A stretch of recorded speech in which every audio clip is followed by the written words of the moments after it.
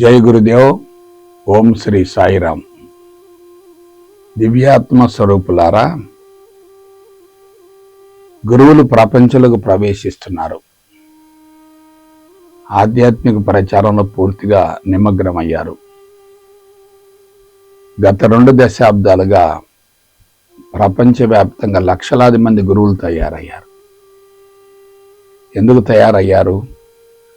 అవసరమే అన్వేషణకు దారితీస్తుంది అంటారు కదా. మనుషులలో అశాంతి, అసంతృప్తి, మానసిక ఒత్తిడి, భయంకరమైనటువంటి రుగ్మతలు చోటు చేసుకోవటం వల్ల వాటి పరిష్కారం కోసం ఆధ్యాత్మిక మార్గాన్ని ఆశ్రయిస్తున్నారు. అందుకే అందించే వాళ్ళు పెరుగుతున్నారు, అందుకునే వాళ్ళు కూడా పెరుగుతున్నారు. ఆ విధంగా గురు వ్యవస్థ విపరీతంగా విస్తరించింది. అన్ని దేశాల్లో కూడా ఈ గురు వ్యవస్థ ఏర్పడింది.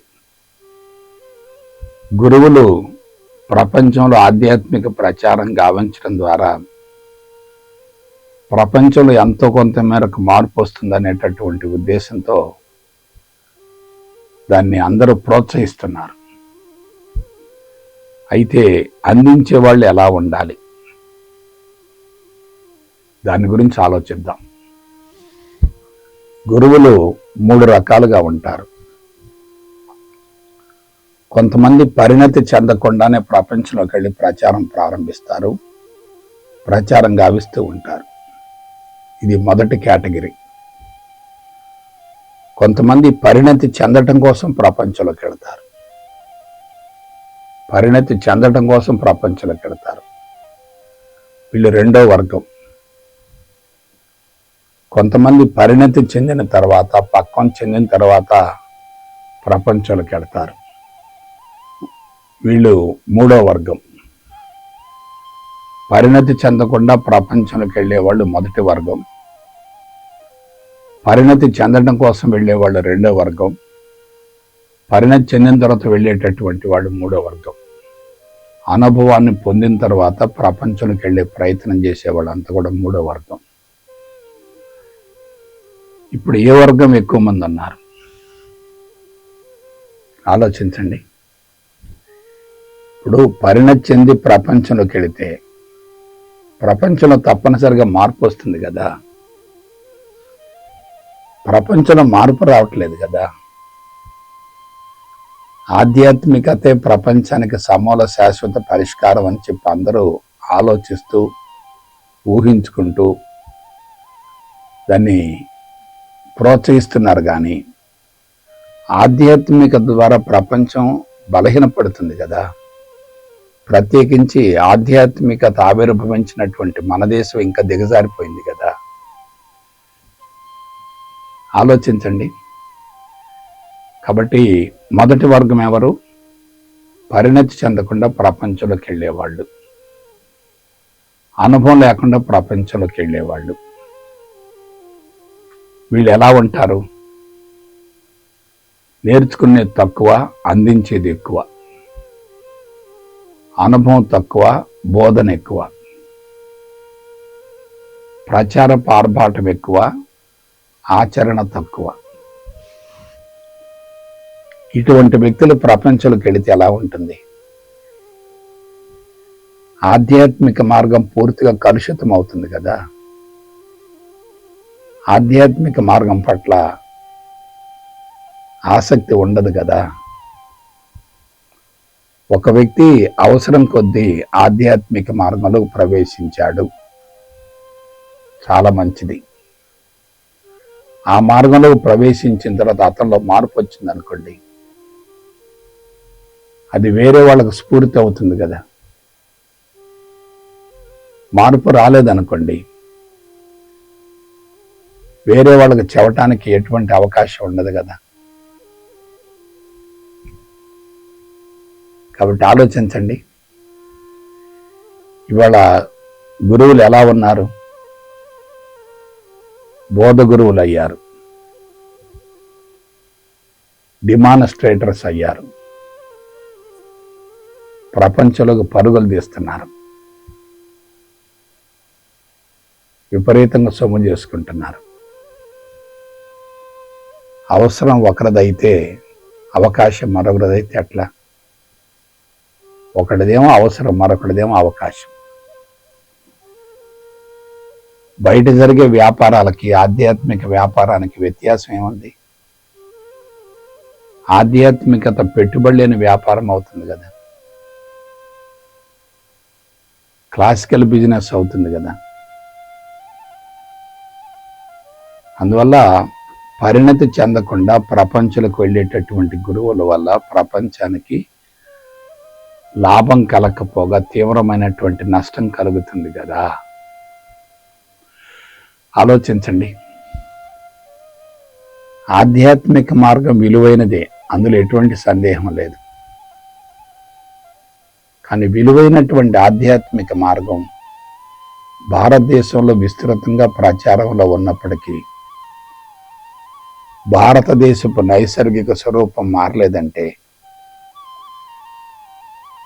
అందించేటటువంటి ఆ పరిజ్ఞానం సమాజానికి ఉపయోగపడనట్లే కదా. పదార్థం క్వాలిటీగా ఉందనుకోండి, మార్కెటింగ్ గురించి ఆలోచించవలసిన అవసరం లేదు కదా. మన ప్రోడక్ట్లో క్వాలిటీ లేదనుకోండి, ఎంత ప్రచారం చేసిన లాభమే ఉంది? ఒక విషయం చెప్పండి, కోట్లాది మంది ఆధ్యాత్మిక మార్గంలోనికి ప్రవేశిస్తున్నారు కదా, ఎంతమంది పరిణతి చెందుతున్నారు? ఎందుకు పరిణతి చెందటం లేదు? ఎంతమంది పరిణతి చెందుతున్నారు? ఎందుకు పరిణతి చెందటం లేదు? ఇవాళ ఋషులు లేరు కదా, ఋషితత్వం లేదు కదా, ఋషి సాంప్రదాయం లేదు కదా. ఋషుల యొక్క ఉనికి కనుమరుగవుతుంది కదా. ఒక ఋషికి గురువుకి ఎంత తేడా ఉంది? ఋషుల యొక్క తత్వాన్ని ప్రపంచానికి స్వచ్ఛంగా అందించేటటువంటి గురువులు సాక్షాత్తు భగవంతుళ్లే కదా. అందుకే గురుర్ బ్రహ్మ, గురుర్ విష్ణు, గురుర్దేవో మహేశ్వర, గురు సాక్షాత్ పరం బ్రహ్మ, తస్మై శ్రీ గురవే నమః అన్నారు. అంటే దాని అర్థం ఏంటి? గురువు సాక్షాత్తు భగవంతుడే కదా. గురువుని భగవంతుడిగా చూస్తే ఎలా ఉంటుంది? బోధకుడిగా చూస్తే ఎలా ఉంటుంది? భగవంతుడిగా చూడాలంటే మార్గం ఏమిటి? ఆ గురువు పరిణతి చెంది ఉండాలి కదా, ఋషితత్వాన్ని జీర్ణించుకొని ఉండాలి కదా, ఋషితత్వాన్ని అనుభవించి ఉండాలి కదా, ఋషితత్వాన్ని ఆచరించాలి కదా. అది జరగడం లేదు కదా. ఎప్పుడైతే వేదం పుస్తక రూపంలో వచ్చిందో అనుభవ శాతం పూర్తిగా పడిపోయింది, తగ్గిపోయింది. బోధన శాతం విపరీతంగా పెరిగింది. ప్రజల యొక్క అవసరాన్ని సొమ్ము చేసుకునే ప్రయత్నం జరుగుతున్నది. అందుకని దేశం అన్ని విధాల బలహీనపడింది. ఒక మాటలో చెప్పాలంటే అసలు భగవంతుడి యొక్క ఉనికి, ఆధ్యాత్మికత యొక్క పేరు లేకుండానే ఇతర దేశాలు మన దేశం కంటే సుభిక్షంగా ఉన్నాయి కదా. మన దేశంలో పుష్కలంగా ఆధ్యాత్మిక సంపద ఉంది, కానీ అది అందరికీ అందటం లేదు కదా, స్వచ్ఛంగా అందటం లేదు కదా. అనుభవించి అందిస్తే ఎలా ఉంటుంది? కేవలం బోధిస్తే ఎలా ఉంటుంది? ఆలోచించండి. ఇంకొక విషయం, చాలామంది ఆధ్యాత్మికతను తెలుసుకొని ప్రపంచంలోకి వెళ్ళి ప్రచారం చేయటం ద్వారా గురువుల యొక్క విలువ పడిపోయింది. గురువుల ఉపాధి కోసం ఉదర పోషణార్థం ప్రపంచంలోకి ప్రవేశించడం ద్వారా ఆధ్యాత్మిక మార్గమే తాకట్టు పెట్టబడింది కదా. ఆ మార్గం పట్ల సదభిప్రాయం లేకుండా పోయింది కదా, విలువ తగ్గిపోయింది కదా, ట్రేడింగ్గా మారింది కదా, వ్యాపారంగా మారింది కదా. ఇంకొక విషయం చెప్తున్నాను, ప్రచారం చేయాలి అనే భావన ఎవరికి ఉన్నా ప్రచారం ద్వారా ప్రపంచం అంతటా విస్తరించాలి అనే భావన ఏ సంస్థలో ఉన్నా అది చీపెస్ట్ క్వాలిటీ. ప్రచారం చెయ్యాలి అనే భావన ఉందంటే అక్కడ అసంతృప్తి ఉన్నట్లే కదా. ప్రచారం చేయటం కాదు, అనుభవాన్ని పొంది ప్రచారం చేయాలి కదా.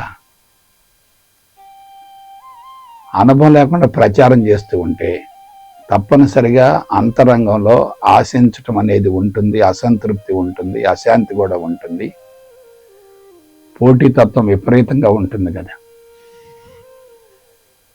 ఆలోచించండి, పోటీ ఎక్కడైతే ఉంటుందో అక్కడ తప్పనిసరిగా వ్యాపారాత్మక ధోరణి ఉంటుంది కదా. నేను అన్ని విధాల ముందంజలో ఉండాలి అనేటటువంటి తపన ఆరాటం ఉంటాయి కదా. అప్పుడు పరిస్థితి ఏమిటి? సంస్థల మధ్య పోటీ ఉండి వీళ్ళు ఏకత్వాన్ని గురించి, అద్వైతాన్ని గురించి ఏం చెప్పగలుగుతారు? అంతా భగవంతుని మహిమే అనేటటువంటి విషయం ఆకర్షణీయంగా ఉంటుంది, కానీ అమలు జరగకపోతే దానికి విలువ తగ్గిపోతుంది కదా. అందువల్ల ప్రస్తుతం భారతదేశంలో ఆధ్యాత్మికత అంతా కూడా గందరగోళంగా ఉంది, అయోమయంగా ఉంది. దాని విలువ పూర్తిగా పడిపోయింది. బాహ్యపరమైనటువంటి వేషధారణతో గురువులు తయారై ప్రపంచంలోకి వెళ్ళి తమలో ఉన్నటువంటి కొద్దిపాటి పాండిత్యాన్ని, అనుభవాన్ని విపరీతంగా సొమ్ము చేసుకుంటూ బలహీనపడుతున్నారు కదా. ఆశించే వ్యక్తి ముఖం ఎలా ఉంటుంది? ఆశించే వ్యక్తి చెయ్యి ఎలా ఉంటుంది? ఎటువంటి ప్రతిఫలాన్ని ఆశించకుండా ఉన్నటువంటి వ్యక్తి యొక్క ముఖం ఎలా ఉంటుంది? అతని యొక్క జీవన విధానం ఎలా ఉంటుంది? ఆలోచించండి. ఆధ్యాత్మిక మార్గంలో పరిణతి చెందినటువంటి వ్యక్తి స్వచ్ఛంగా ఉంటాడు, పవిత్రంగా ఉంటాడు, ఎటువంటి ప్రతిఫలాన్ని ఆశించడు. ఆ వ్యక్తిది ఆదర్శవంతమైన జీవన విధానం అవుతుంది. అతడు ప్రజల చేత పూజలు అందుకునే అర్హతను పొందుతాడు. కాబట్టి ఏం జరుగుతుంది ప్రస్తుతం? బోధగురువులు పెరిగారు, ఆశించేవాళ్ళు పెరిగారు, ప్రపంచంలోకి పరుగులు పెడుతున్నారు, ప్రపంచంలో సామ్రాజ్యాన్ని సృష్టించుకోవాలని ప్రయత్నం చేస్తున్నారు, సమూలంగా వైఫల్యం చెందుతున్నారు, అంతిమంగా అసంతృప్తితో జీవితాన్ని ముగిస్తున్నారు. కాబట్టి ఈనాడు గురువుల్ని తలుచుకుంటేనే ఒక రకంగా భయం వేస్తుంది. పైగా మీడియా ద్వారా కూడా ఆధ్యాత్మిక ప్రచారం విపరీతంగా జరుగుతున్నప్పటికీ భారతదేశంలో అందించడం మీద దృష్టిని కేంద్రీకరిస్తున్నారు తప్ప అది జీవితానికి ఎంతవరకు అన్వయించబడింది అనే దాని గురించి ఆలోచించడం లేదు కదా. కాబట్టి ప్రచారం ముఖ్యమా, ఆచరణ ముఖ్యమా? ఆలోచించండి. ప్రచారం ముఖ్యం కానే కాదు, ఆచరణ ముఖ్యం. ఆచరణ లేని ప్రచారం బూడిదలో పోసిన పన్నీరే కదా. అందువల్ల ఇవాళ గురు వ్యవస్థ అన్ని విధాల బలహీనపడింది. గురువులు ప్రపంచంలో ప్రవేశించడం ద్వారానే ఆధ్యాత్మిక కాలుష్యం పెరుగుతూ వస్తుంది. ఆధ్యాత్మిక మార్గంలోకి ప్రవేశించకుండా ఉన్నోళ్లే సంతృప్తిగా సంసారం చేస్తున్నారు. ఆధ్యాత్మిక మార్గంలో ప్రవేశించి గురువులు చుట్టూ తిరిగేటటువంటి వ్యక్తులే బలహీనపడుతున్నారు. గురువులతో భౌతిక సంబంధాన్ని కోరుకోకూడదు కదా. జ్ఞాన బంధం ఉండాలి, భావ సంబంధం ఉండాలి కదా. మరి బోధ గురువులు ఏం చేస్తారు? వాళ్ళ మనుగడ కోసం, ఉపాధి కోసం, ఉదర పోషణార్థం, కుటుంబ పోషణ కోసం శిష్యుల్ని రెచ్చగొడుతుంటారు కదా. ప్రచారం విపరీతంగా జరుగుతుందంటే దాని వెనుక ఆచరణ తగ్గినట్లే కదా, అభద్రతా భావం పెరిగినట్లే కదా. ఒక ప్రోడక్ట్కి అడ్వర్టైజ్మెంట్ ఎక్కువగా ఉందంటే ఆ ప్రోడక్ట్లో క్వాలిటీ లేనట్లే కదా. కాబట్టి ఆధ్యాత్మికత ఎంత బలహీనపడింది, ఎంత ప్రమాదకరంగా మారింది, ఎంత వ్యాపార వస్తువుగా మారింది. ప్రసార మాధ్యమాలు కూడా విపరీతంగా ప్రచారం చేస్తున్నాయి కదా. కానీ ఎంతమంది ఆచరిస్తున్నారు, ఎంతమంది అనుభవాన్ని పొందారు, ఎందుకు పొందలేకపోతున్నారు అని దాని గురించి ఆలోచించవలసిన అవసరం వచ్చింది.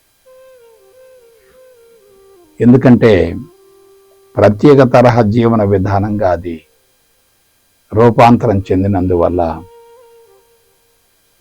మనుషులు భగవంతుడిని బయట వెతుక్కుంటున్నారు.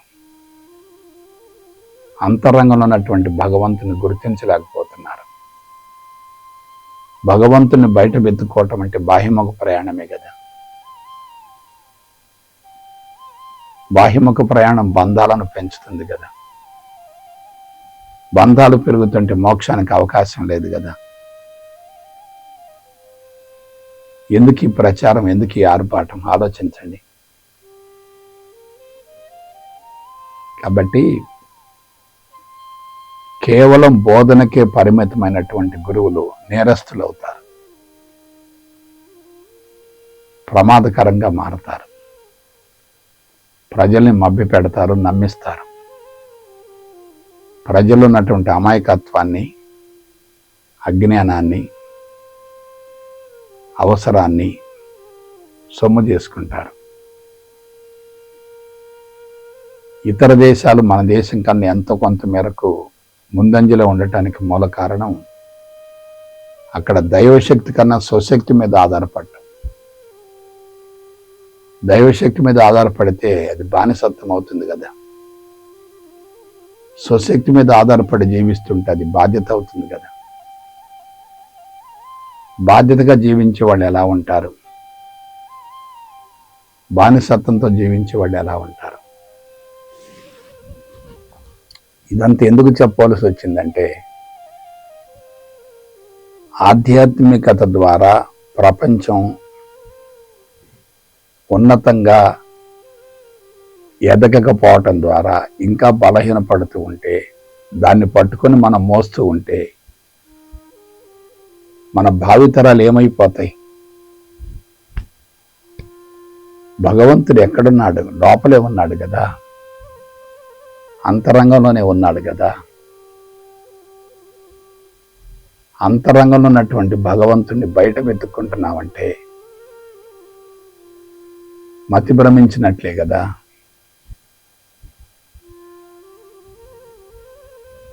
అందువల్ల ఆధ్యాత్మికత అనేది మానవాళిని ఇంకా బలహీనపరుస్తుంది, మానవాళిని మభ్య పెడుతుంది. మానవాళి పూర్తిగా కలుషితం అవుతున్నారు. గురువుని సాక్షాత్తు భగవంతుడిగా చూడవలసినటువంటి వాళ్ళంతా కూడా గురువుని లోబరుచుకుంటున్నారు, గురువుని తక్కువగా అంచనా వేస్తున్నారు. గురువులు ఎప్పుడైతే గురుదక్షిణ కోసం ప్రపంచంలోకి ప్రవేశిస్తారో అందించే వ్యక్తి చెయ్యి పైన ఉంటుంది, అందుకునేటటువంటి వ్యక్తి చెయ్యి కింద ఉంటుంది. ఆర్థిక వనరుల కోసం గురువులు ఆరాటపడుతున్నారంటే వాళ్ళు నేరస్తులే కదా. వాళ్ళు బలహీనంగా ఉన్నట్లే కదా. ఆధ్యాత్మికత అంటే ఏమిటి? ఆరోగ్యంతో పాటు మానవాతీత అతీంద్రియ శక్తులను అందించేటటువంటి మహోన్నత కళాత్మక జీవన విధానం కదా. అటువంటి జీవన విధానాన్ని మనోళ్ళంతా భ్రష్టు పట్టిస్తున్నారు కదా. ఇక్కడ అందరూ ఆ విధంగా ఉన్నారని నేను చెప్పను, కానీ ఎక్కువ శాతం ఆ ధోరణిలో కొనసాగుతుంది, అందులో ఎటువంటి సందేహం లేదు. ఎక్కువ శాతం ఆ ధోరణిలో కొనసాగుతుంది, అందులో ఎటువంటి సందేహం లేదు. అందుకే ఆధ్యాత్మిక మార్గంలోకి ప్రవేశించాలంటే భయపడుతున్నారు. ప్రవేశించిన వాళ్ళ ప్రవర్తన సరిగా ఉండటం లేదు. వాళ్ళ జీవిత సంకల్పాన్ని నెరవేర్చుకోలేకపోతున్నారు. అంతిమంగా పరిణతి చెందలేదనేటటువంటి భావంతో అసంతృప్తిగా, అశాంతిగా జీవితాన్ని బలవంతంగా ముగిస్తున్నారు కదా. నాకు తెలిసినంత వరకు ఆధ్యాత్మిక మార్గం అంత సులభమైంది, మహోన్నతమైంది భూమండలంలో మరొకటి లేదు. ఎప్పుడు తనను గురించి తాను తెలుసుకునే ప్రయత్నం చేయాలి తప్ప ప్రపంచాన్ని గురించి తెలుసుకునే ప్రయత్నం చేయకూడదు. ఆధ్యాత్మికత అంటే ఏమిటి? సైంటిఫిక్ సెల్ఫ్ నాలెడ్జ్ కదా. ఉద్ధరేది ఆత్మన ఆత్మనాం కదా. ఆత్మ విజ్ఞాన శాస్త్రం కదా. మరి నీ గురించి నువ్వు తెలుసుకోకుండా ప్రపంచంలోకి వెళ్ళి ప్రచారం చేయటం అంటే అది ఎలా ఉంది? పిచ్చివాడి చేతుల రాయి మాదిరిగా ఉంది కదా. అందుకే ఏమైపోయింది? ప్రపంచం మొత్తం కూడా ఆధ్యాత్మికంగా బలహీనపడింది. మరొక విషయం చెప్తున్నాను, ఇతర దేశాల్లో కూడా ఈ చాదస్తం ఇప్పుడు వ్యాపిస్తూ ఉంది. ఎందుకంటే భారతీయులు ఎక్కడైతే ఉంటారో అక్కడ ఈ చాదస్తాన్ని కూడా అక్కడ అందిస్తూ ఉంటారు. భగవంతుడి పిచ్చిలో పడిపోతున్నారు. అంతరంగంలో ఉన్నటువంటి భగవంతుని గుర్తించకపోతే ఎలా? జేబులో డబ్బులు ఉన్నప్పుడు డబ్బుల కోసం బయట తిరగాల్సిన పని ఏంటి?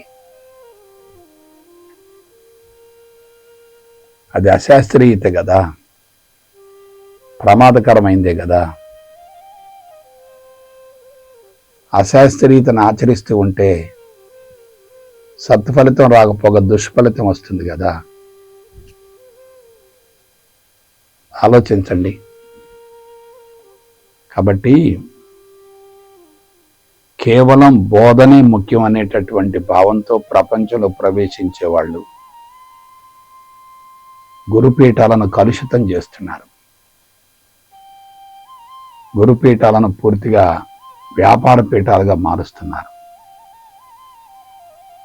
పుష్కలంగా సంపాదన పిచ్చితో మార్గాన్ని బలహీనపరుస్తున్నారు. అందుకే ఆధ్యాత్మిక మార్గంలోకి ప్రవేశించకుండా ఉన్న వాళ్ళే ఎంతో కొంత మేరకు ప్రశాంతంగా ఉన్నారు. అమాయకులు ఇంకా బాగున్నారు. ప్రవేశించి పరిణతి చెందినటువంటి వాళ్ళు వెలువెల్లాడిపోతున్నారు.